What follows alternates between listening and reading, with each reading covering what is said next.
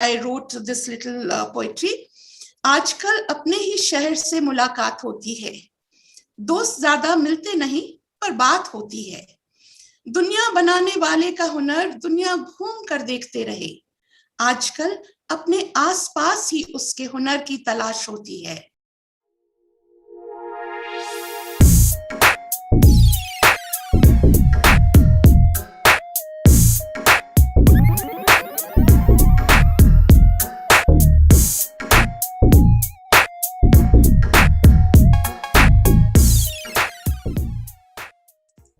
English language is such an elastic language that the same thing can be spoken in so many different ways.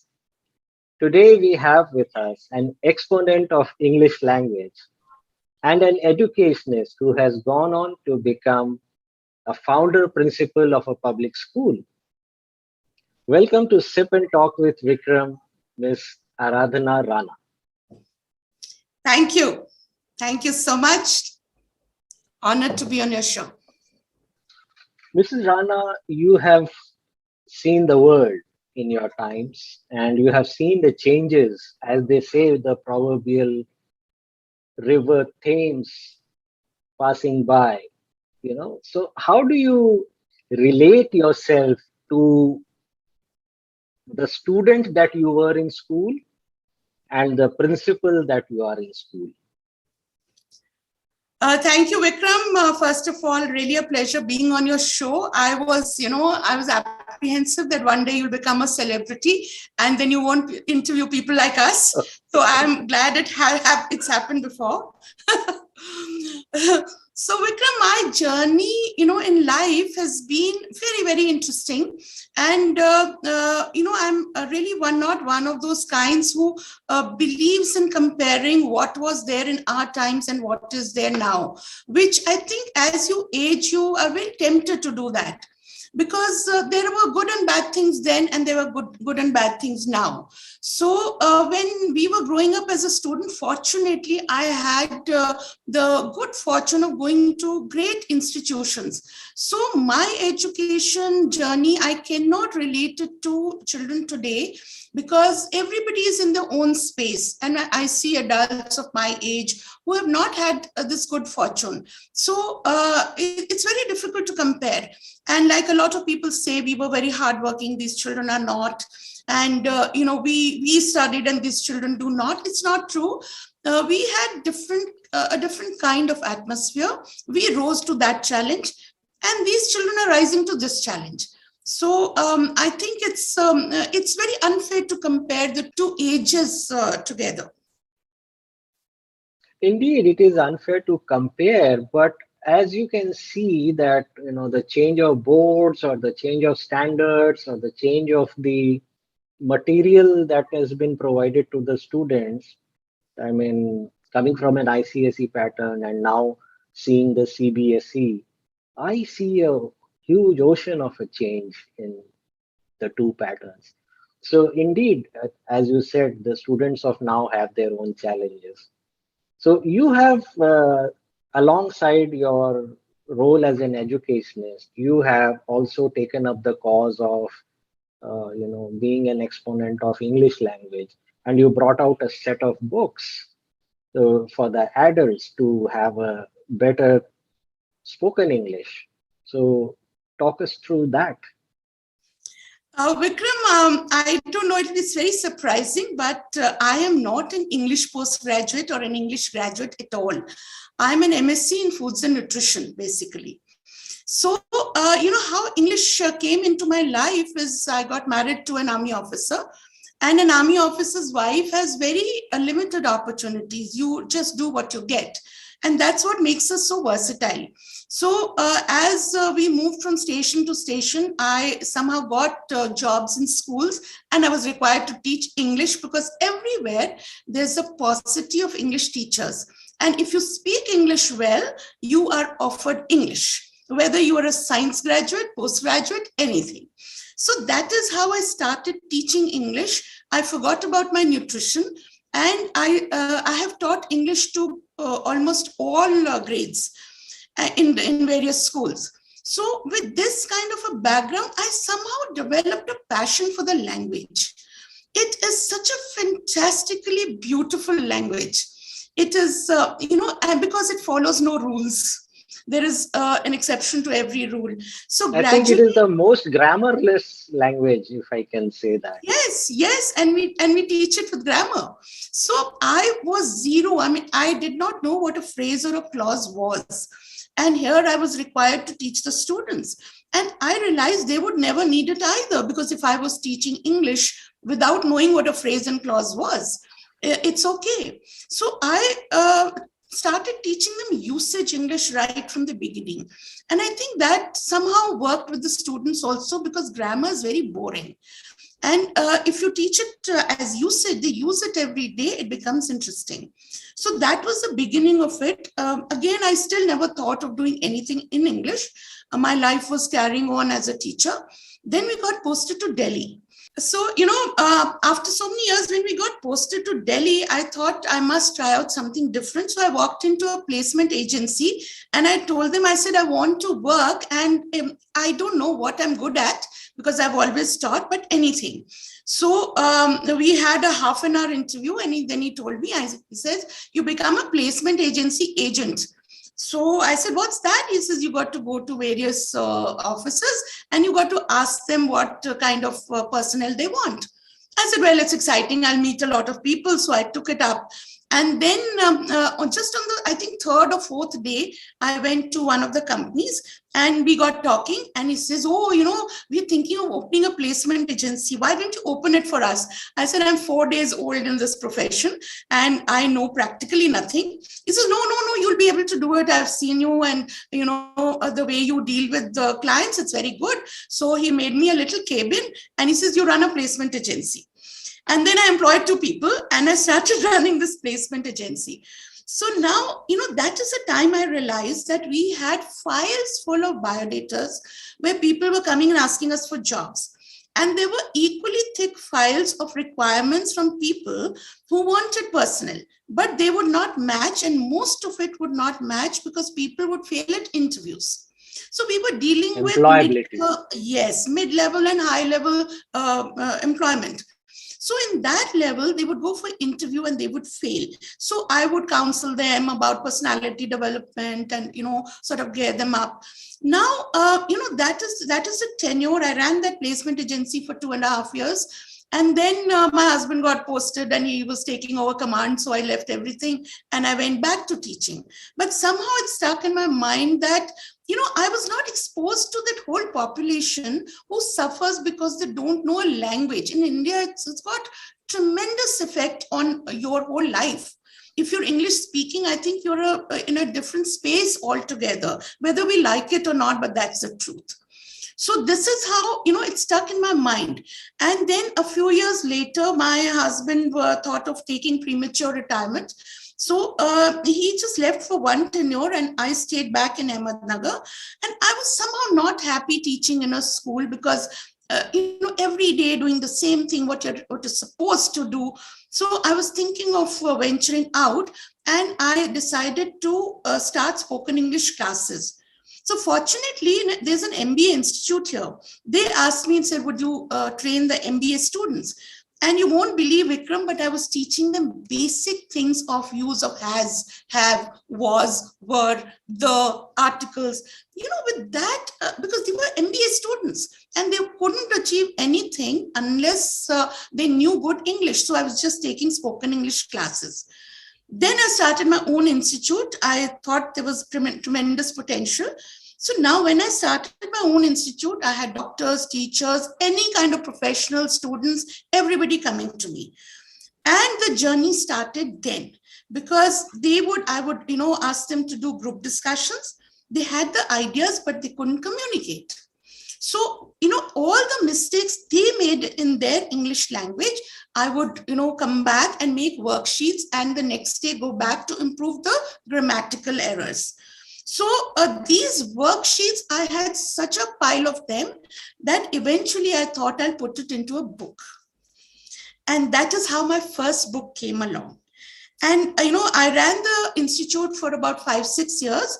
And then my husband finally came back, after finishing whatever he had to do. And then he was at a loose end because an army officer, out of the army doesn't know what to do. So he said what to do. So we thought we'll open a school. And the school, when we opened, I really didn't want to get into the school. Basically, it was open because he wanted it. And then when he started with the first preschool, after that he required me because of my qualifications, and I was the qualified principal, so I had to join him. And I had to close down my institute because eventually, I was working in the evening, he was working in the morning, so we would never meet. So then I closed down my institute and took over this school. So we started from class 1 and we built it up. Now, during this time, since I had written my first book, this book had a very interesting, I don't know, it's long, but the book had a very interesting journey. I thought writing a book was like putting worksheets together and write a book. So I didn't know ABC of computers. Vikram, you won't believe, but I wrote a 400-page book with one finger typing. And went through tears, bad health, everything, but I completed it, and I took it on a CD and I took it to a printer and I said, okay, now print my book. So he says, what, madam, आप ये क्या बोल रहे हैं, print your book? ऐसा थोड़ी होता है, ये तो word में है. So I said, what else does it have to be in? He says, at least PageMaker. I said, I don't know PageMaker. So, he looked at my face and I was so determined. So he says, okay, I'll teach you a little bit, you do it. So he taught me for 4-5 days. I went into his cubby hole. I learned PageMaker. Then I did this whole book on PageMaker. Then, he was somehow so taken in by my enthusiasm that he left all his job and he printed my book. So that is that first book, Communicate with Ease, Speak in English, Please. We designed the cover and I was so happy with the book. And then it was cheaper to get, 5,000 copies. So I got 5,000 copies thinking, it's such a wonderful work of art and people are going to, lap it up. So I had these 5,000 copies in my house, in my bedroom. And then I bet you still have them under your bed. No, but it was very good because I went almost door to door selling my book because I was so convinced that it was the thing that happened to the world. So then it was taken in by a few institutions. I sent a copy to the MT Directorate in the Army. So they liked it and they recommended it for all the Army institutions. So eventually I managed to sell 4,500 almost of those books. Oh, wow. Yes. So, but then I had reached the end of it and I didn't know where else to market it. So next time I came to Delhi, I went to Daryaganj scouting for a publisher. And that is where, I think the second publisher I saw, the board was nice, their logo was nice. So I just walked in. I said, this is my book. I want a publisher. So very good people I met, the Anne Books, the Kapoors. So he said, the book is fantastic. We'll take it up. And then they printed it under their own publishing house. And then it was called Communicate with the English Communication Made Easy. So, my book, since I was scrounging on paper, was 250 pages. The same book became 400 pages. And it was more readable. They put a professional touch to it. So that, they marketed it. We ran into 3 editions. And one day I was just surfing through Google and what do I see? My book is being recommended by Rajasthan University as the course book. So that was a beautiful journey. And then when I started the school, I thought, why not do it with kids? So that's a series. Then I wrote English Matters. And of course, I was wise enough by now. And a publisher took it up. He published it. It's been on for 10 years in various schools. And now things have changed. The NEP coming in, English teaching has changed. So now I've come up with this series again, Master English, keeping in mind the fun activities, the more fun in the language and activity book, that kind of a thing. So you went down, first you went to work with the adults, then you went down to the basics, that why not catch them young and train them when you are young. So you brought out this series for the kids. Yes. And what was the response for this series for the kids? I mean, the kids are too young to judge anything that is good for them, but how did the parents respond and how did this take off? Vikram, I'm so happy to say that people, when parents come to my school for admission, they tell me, हमने सुना आपका grammar teaching बहुत अच्छा है. So we have heard that about the school, and we have come here. In fact, one of the schools, they had my book prescribed from their school, but the publisher had some problem, so he wasn't giving them adequate copies. So last year they changed over to another book. And this year we had two parents coming to us, can we shift our children here? Because same city, because, they have discontinued with the English matters, and we found that was doing such wonders. So we want to shift our kids here. So I told them, I said, no, you can keep them in that school. My master English is coming. The school will take it now. So these sort of things really make me very, very proud and happy that, parents are liking it, teachers are liking it. I'll tell you why, because it's not boring grammar. It is very usage English. It is what you and I would like to talk about. Of course, the grammar background is given, but the basic structure of the book is getting your tongue used to English. So a lot of speaking exercises, a lot of role plays, so that children speak and learn. The way we've learned. I've never learned grammar, but yet I don't make grammatical mistakes. No, we were given that sleep medicine called Ren and Martin. Yes. We grew up with that. I'm sure you have grown up with that as well. No, ISC board had that. I studied in a CBSE board. No, we didn't have Ren and Martin. We hardly had any grammar. Yet somehow we spoke English, and I wrote poetry in English. I used to, do a lot of précis writing in English. My English was very good because we just spoke English. And I do not belong to an English-speaking home. And yet, since I was in the hostel, so I suppose I was all the time there, and we spoke English, and we just spoke good English. So you also are into poetry, right? Poetry took a back seat after school, frankly. I never did any poetry. But now, now that I have the time, and COVID, it's keeping me indoors. So it's just that I don't know how it started, but we were going out for a lot of these treks and a lot of picnics during this time, because that's all we could go for. And I think the nature, the whole, I think, idea of being indoors in a time like this, it made me a little philosophical. And I've studied in Pilani in Rajasthan for 4 years. So my Hindi is quite good. And somehow, I don't know why, I enjoy Hindi poetry more than English. It somehow connects to me better. So maybe it comes out from the heart. From the heart, yes. So I just started writing poetry because I'd just come back, make a video, and just see video, and it would just come naturally. I never tried to write poetry, but these days, yes, it's my latest fad of writing Hindi poetry. Maybe you could oblige us with a couple of lines reading out of. Okay, now this is about, when we started going for these picnics, I used to travel abroad every year for a month and a half, and I'd love to see the world. All that stopped. So when we started going for picnics, I think this is the first one I wrote on the video. We went into fields and little hillocks. So I wrote this little poetry.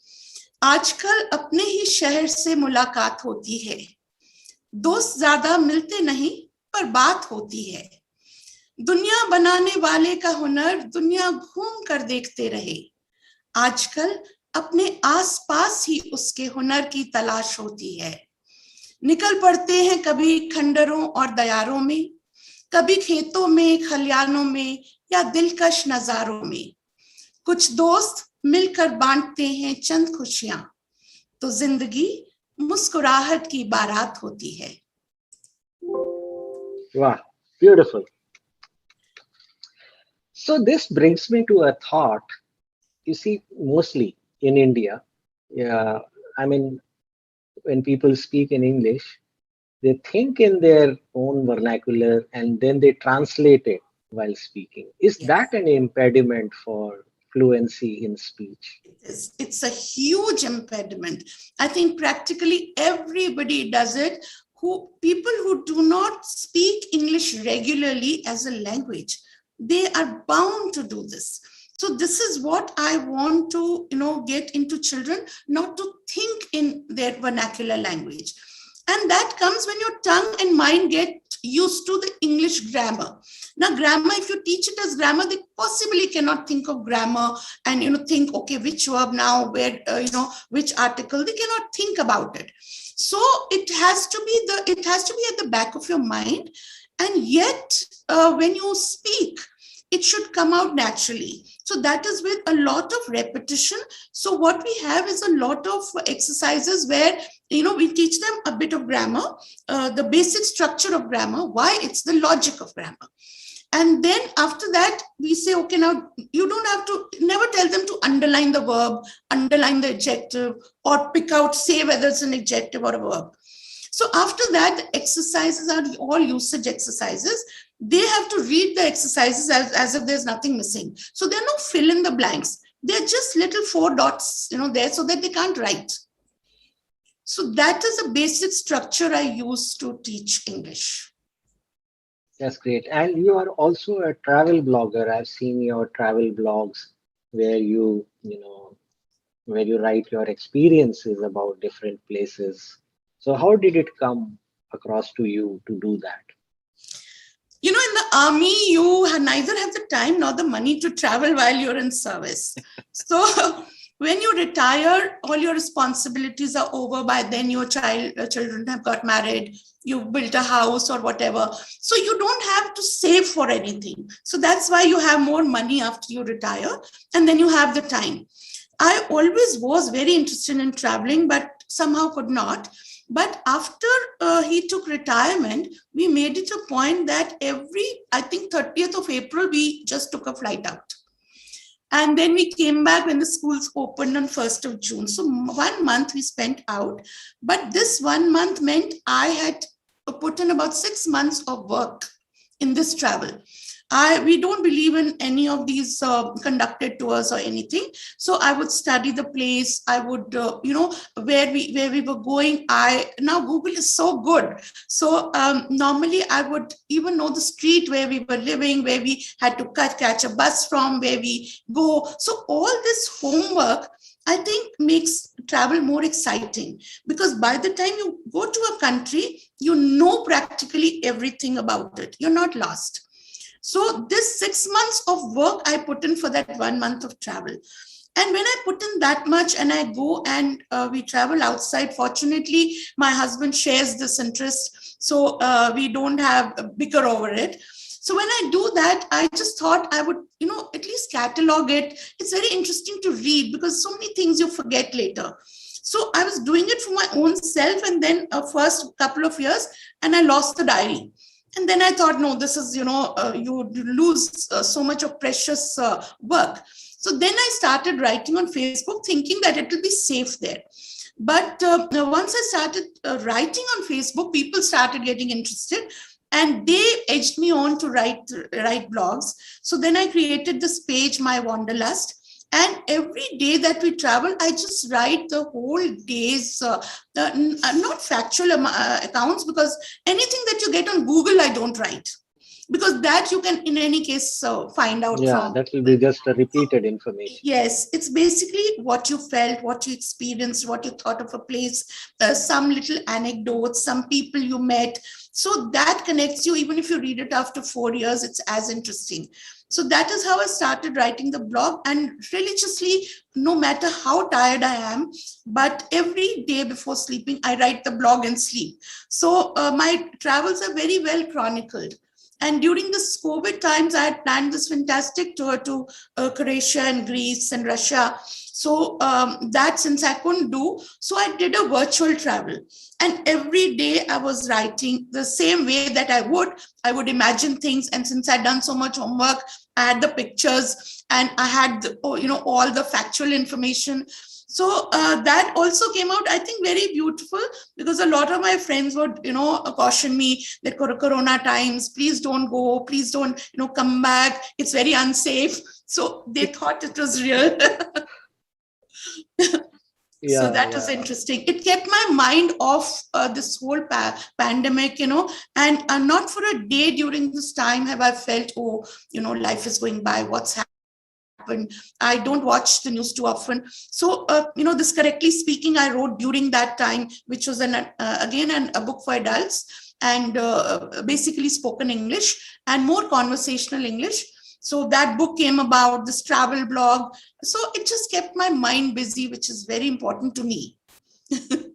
That's a very good way of, looking at life uh, from the eyes as well as from the lens, and then reflecting it back into the memory. There's nothing like it, and good that you are putting it out somewhere, where it holds a value for others as well. I mean, if people can share your experiences by reading your blogs, there's nothing like it. So now you're working on a new project, a new series of books. Yes. Just can you walk us through that, please? Now I'm working on the series called Master English. So this is more exciting because with this, I have done away with any illustrator, any editor, any designer. So, my previous book, correctly speaking, taught me a lot. And I learned a lot of techniques. So with this book, I designed the cover, I designed every picture in the book, and there are lots of pictures because the first four is for children. So 5, 6, 7, 8 have fewer pictures, but 1, 2, 3, 4 have lots of pictures.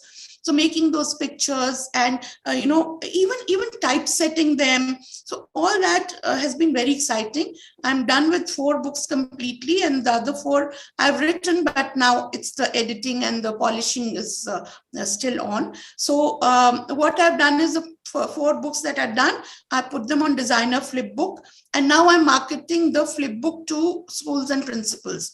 So in case they feel interested, they can have a look at it instead of people going to their offices and leaving those huge pile of books like they come to mine and okay, ab dekh lena, and then no principal ever sees those books. They go into the library. So this kind of thing I'm trying out. Let's see how it works out, and I plan to self-publish it.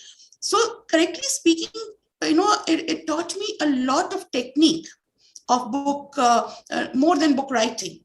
So I was just a writer before. So now I feel I'm an illustrator, designer. So adding a lot to it.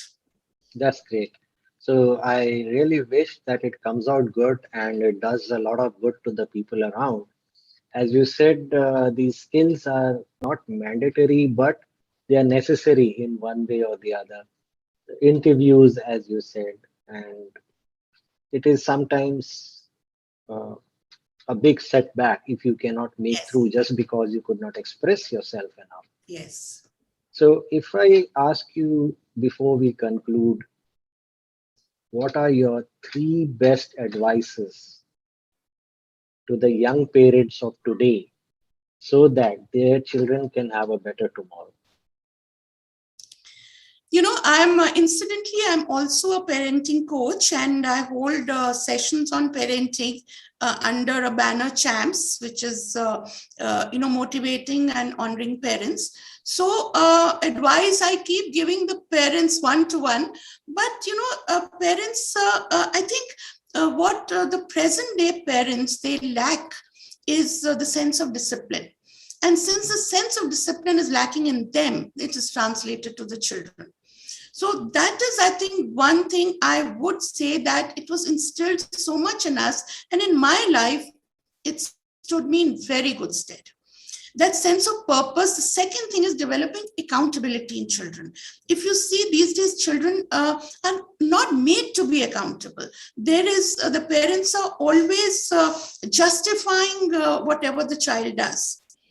So I don't want to politically comment, but there are young children going into things that they shouldn't be going into, and parents, instead of taking it up with them as a disciplinary issue, they are justifying their actions. So this eventually are giving us adults who are not accountable. So that I would advise the parents to make children accountable for their own work, not help them at every step just because there's, I'll give you a small example. The teacher gives some homework. The child has not done it. The parent does it for him so that he doesn't get scolded in class. Let him get scolded. Let him bear the brunt of it. And exposing children to life. It's very important to teach children life skills. Today, Vikram, whatever I am, when I look back, the kind of training I got in hostels where I was made to fend for myself. No mother, no father came to, protect me from anything. I learned to share. I learned to struggle. So today I can do all this. I'm accountable for my time. So I feel very sorry for, children whose parents don't instill these three values in them.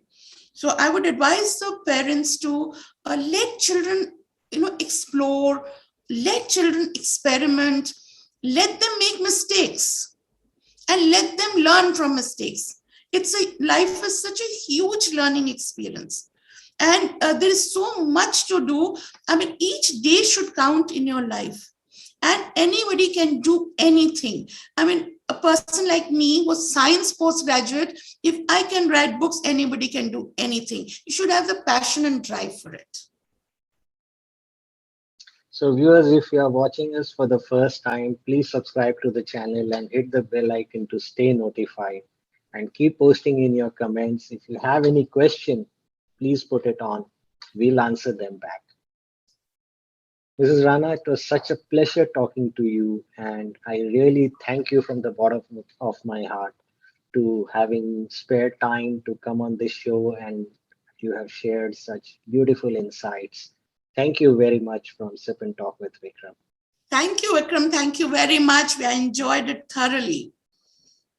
And I hope one day when you become a celebrity, you remember this talk. Always. Thank you.